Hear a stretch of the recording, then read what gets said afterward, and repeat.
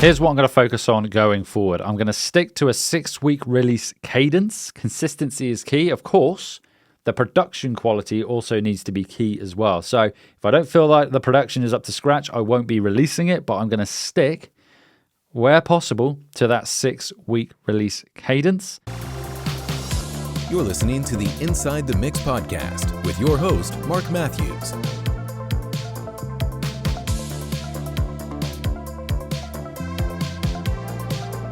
Hey folks, welcome to the Inside the Mix podcast. If you are a new listener, make sure you hit follow wherever you get your podcasts. And if you're watching this on YouTube, make sure you hit subscribe and give it a thumbs up if you like it as well. That would be nice. And if you are a returning listener, as always, a huge welcome back. Before I dive into this episode, if you have a question that you would like myself and Tim Benson to answer on the podcast, click the SpeakPipe link in the episode description. You don't need a SpeakPipe account. You don't need a fancy setup. It's like sending an audio message. Record up to 30 seconds, something along the lines of, hey, it's XYZ. My question for Mark and Tim is, and also give yourself a shout out as well. And then we'll feature it in an episode. So click that SpeakPipe link and share your questions with us. If you want an example of how this plays out, check out episode 175. So I've been looking forward to doing this episode for quite a while now, and this is a reflection episode on one of my goals for 2025. So it's kind of like my journey and what I've experienced so far.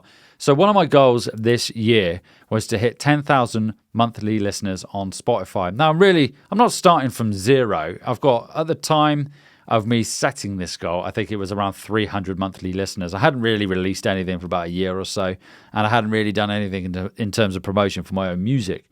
So I'm going to go through this, and I'm going to break down my experience so far. Now, we're only at the point of recording this, it's the 23rd of February, so we're not far into 2025. So I'm going to go through things that have worked well for me so far, and what could be better. And I'll also share the key takeaways at the end. So this is going to be great if you're feeling stuck in your music release strategy. Now, I'm not an expert on this by any stretch.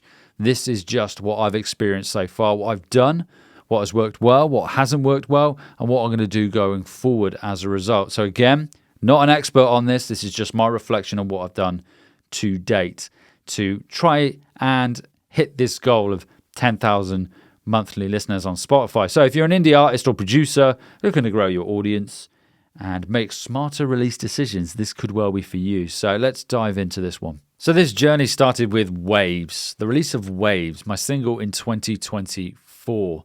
And that was in November. And it really kickstarted my desire to push my own music and release more music of my own going into 2025 and ultimately this goal of 10,000 monthly listeners. I like to give myself targets and something to aim for. So this was one of mine for 2025. So I started by investing £50 in Submit Hub and submitted the song to various playlist curators. Got about a 50% return on that, which I thought was quite good overall. The feedback was really, really good in terms of production. It's progressive house. It's 6.5 minutes, and it just didn't fit into several playlists that I submitted to. And there were also comments with regards to the melodic line of the track, and I've taken that on board. And it's something I'm going to think about in future releases. But I was happy with the return on that investment on Submit Hub because I noticed it did help then push me forward in terms of those just listeners and streams for that initial release sort of week or two. So overall, I was happy with the return on Submit Hub. As part of this release, I didn't invest any money in online advertising, so meta adverts on Facebook and Instagram, which I had done before, so didn't do any of that this time. In 2024, I did invest some money and effort and time into learning more about Facebook advertising and advertising using the Meta platform. So going forward, something to consider. Didn't do it in this particular release. I also didn't actually reach out to any blogs or radio stations at all post-release. Now, it did come out around December, and I think in my head, I sort of psyched myself out thinking, oh, no one's going to be interested in this new release. It's all going to be about Christmas music around this time. So I didn't actually do any outreach whatsoever other than uploading it to BBC Introducing. And it did get featured. It got played on BBC Introducing in the Southwest, which was cool. But otherwise, no paid advertising and also no outreach to radio stations, blogs, webzines, anything like that at all for this release. I did have a social media pre-release strategy of sorts, and it was really centered around engagement and getting feedback from followers mainly on Instagram, a few on YouTube as well with YouTube posts, and just getting feedback, and also through my mailing list as well. I forgot about that.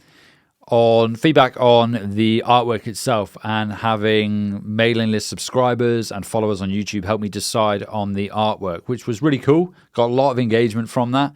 And then post-release, I think I did one release post, maybe two, and that was pretty much it. So there wasn't really much of a post-release strategy on any social media platform whatsoever. I didn't release a music video either on YouTube. Not something I'm focusing on really at the moment, maybe in the future. But again, just to summarize, there was a sort of pre-release strategy on social media, but there really wasn't anything post-release. It was kind of like on the day of release, it was a user-generated content of me, hey, this is my release, you might like it, X, Y, Z. And then that was pretty much it. And then I do have a highlight on Instagram where I've got some stories where it's been shared on playlists, etc., and feedback. But apart from that, nothing really, to be honest. So it was a bit weak. I say a bit, it was quite weak, really, in terms of social media strategy. Now, in terms of monthly listeners on Spotify, I did get up to around 3,000, if memory serves. And I think that was mainly due to my Christmas Baby Please Come Home cover that I released 2 or 3 years ago. And then you get that festive bump, basically, when it's then just suddenly at the top of the pile due to it being Christmas, right? So I'm going to attribute that possibly to a bulk of those monthly listeners, because having gone through the strategy I employed for this release, I really fell short, I think, in terms of what I could do. I think at the time, I really just wanted to release some music because I hadn't really released anything, I think, for about a year. And I was just itching to get something out there. So I kind of got it to a really good level. I was happy with the production, the mixing, the mastering, got it released, but then didn't really have a plan. So it kind of performed okay considering I didn't really have a plan, but I knew that the next release, I was going to have to level it up slightly, if not a lot, to then hit my goal of 10,000 monthly listeners. So this is where my next release comes in, and that is Separation, which was released at the end of January. So let's dive into my thoughts and reflections on that release. So again, I invested £50 in Submit Hub, and this time the response was okay. I think I got about 25-30%, so it was moderate. I managed to get on the playlist I got on before, which was cool. So I've now curated a list of playlists on Submit Hub that I can submit to, knowing that there's a good chance I'm going to get featured, so long as I'm still in this sort of progressive house, melodic house, deep house phase that I'm in at the moment. But overall, the playlist curator feedback was very, very good, but at the same time, it wasn't playlisted as much as Waves, which is interesting. Because overall, I think the production is better on Separation, but maybe it's just the actual arrangement. Something to consider. Again, I think it came down to this one, not necessarily the melodic line, but I think it was more to do with the ARP, wasn't really to some taste. And also, the vocal was quite repetitive in it. I say quite, it is very repetitive in Separation. But overall, I was relatively happy with the return on Submit Hub, or in Submit Hub. So something I'm going to take forward and I'll continue to do. Moving on to my social media strategy, I won't lie, I think it was even worse this time. I didn't really do anything in terms of pre-release or post-release, just a few stories and the occasional reel. And I think I did a post with regards to the artwork, and there might have been some user-generated content thrown in there somewhere, but really, really dropped the ball on a social media strategy. And it's something I need to refine, I think, going forward and actually have a plan. And I think because I didn't have a plan and actually map out what I wanted to do and then probably just batch record some content, it just fell off I just fell off the wagon, really. I wasn't even on the wagon, to be honest, so I couldn't really fall off it. So something I definitely need to refine a lot for the next release. However, I did experiment with ad spend on Facebook and Instagram, notably on stories and reels. So I got rid of any other placements that weren't conducive to what I wanted to do, because you can go in and manually do it basically. But I did a broad targeting campaign. So I didn't specify any interests whatsoever. And I used the traffic campaign objective, and I targeted listeners in the locations of my top listeners on Spotify, which I believe United States, UK, Canada, Australia, and possibly Germany. Over the course of 3 weeks, I had an average of 7p per link click. After the first couple of weeks, I removed the United States because it was the most expensive cost per click. And I had pretty good engagement as well. A few shares, some comments as well, and a lot of likes and hearts and everything else in between. And if you're interested in the video itself, if you go over to YouTube now and watch this video, I will post it on screen so you can see it as I'm talking. So it's a really short video. I think it was about 5 seconds in total.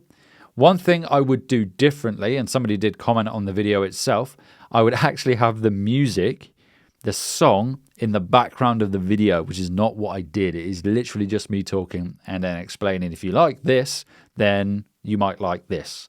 But didn't actually have the video in the back, the music in the background of the video. But I was happy with the cost per click over the course of 3 weeks. And also, it was rated as good in terms of content. High performing, that's the phrase I was looking for. It was rated as high performing, so something I will definitely do again. This time I did actually reach out to radio stations and some blogs as well. BBC Introducing got featured on there again. So this time I used ChatGPT as my tool here, and I put in a prompt, a more detailed prompt than what I'm going to explain now, but basically I wanted it to return radio stations with contact details related to melodic house, dance music, electronic music in the United States, in the UK, and in Australia as well. And to be honest with you, I didn't get any feedback whatsoever from any of them. Now, albeit, I think I only reached out to about 15. Did get on Amazing Radio, though. I mean, Amazing Radio is slightly different. You upload your track, and then it gets streamed. It gets playlisted, basically. And so far, it's been played every day, which is really, really cool. But the responses from all the others, it's just been crickets. It may have got played, I don't know, but it has been crickets for the other ones. So I'm going to continue to develop that database, and I will continue to outreach because it may well be getting played. They just might not have let me know, or it may well have just gone to spam. But I'm going to continue to build that database of radio stations across the key locations for my listeners because it could have been beneficial. I just may not have known. Or it just went to spam, as I said. Who knows? But got on BBC Introducing, got some regular rotation on Amazing Radio as well, which is pretty cool. Now, the actual release strategy for Separation is linked to Waves. So I'm using the waterfall release strategy. The idea being every release is building up to an EP. So I'm re-releasing the previous song using the same ISRC code, basically, using DistroKid. The idea being it will shine a light on that previous release, which it kind of did. I noticed a small bump in streams for Waves when Separation was released, which is pretty cool. And I'll do the same again with the next release. So Waves was released on its own. Separation was released with Waves. And then the next release is going to be released with both Waves and Separation.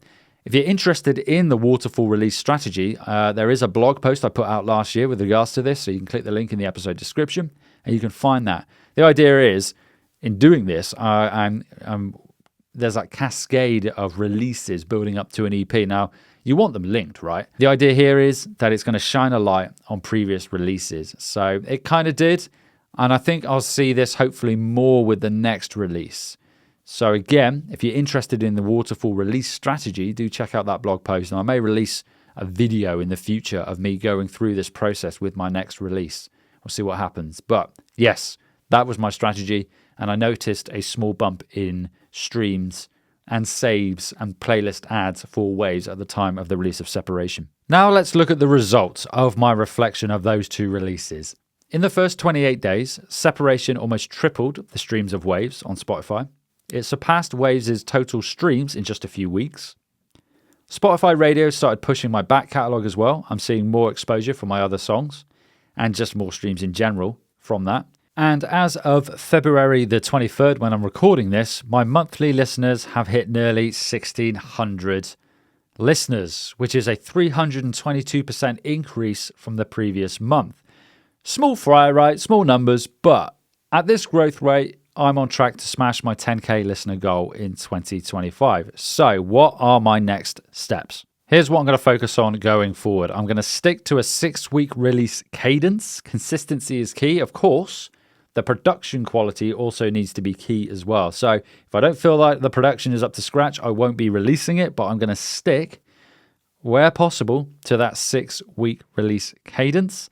I'm going to analyze my ad spend because I paused the ads after 3 weeks to assess the real effect on listeners and streams. So we'll see what happens there. I'm going to continue the waterfall release strategy. The small boost in catalog streams I think is worth building on. I'm going to expand radio outreach. I'm going to dedicate more time to building a database of radio stations. And I'm going to also improve my pitch because something's falling flat there. It's not landing. So I'm going to look and refine that. I'm going to maintain my Submit Hub investment as well. It's a bit hit or miss, but I'm still finding it useful. And I think this is important. I'm going to plan a proper social media pre-release and post-release strategy, as this has been significantly weak. I think it's time to fix it. And it'll be interesting to see if that does then have a knock-on effect in terms of that growth in monthly listeners. So that's my journey so far. What worked, what didn't work, and what I'm going to improve on. And if you're an indie artist looking to build an audience, I hope this gives you some insight and into what's effective and maybe what might not be effective. Now, again, not an expert by any stretch, pretty much at the beginning of this, really, but hopefully this insight will help in some way.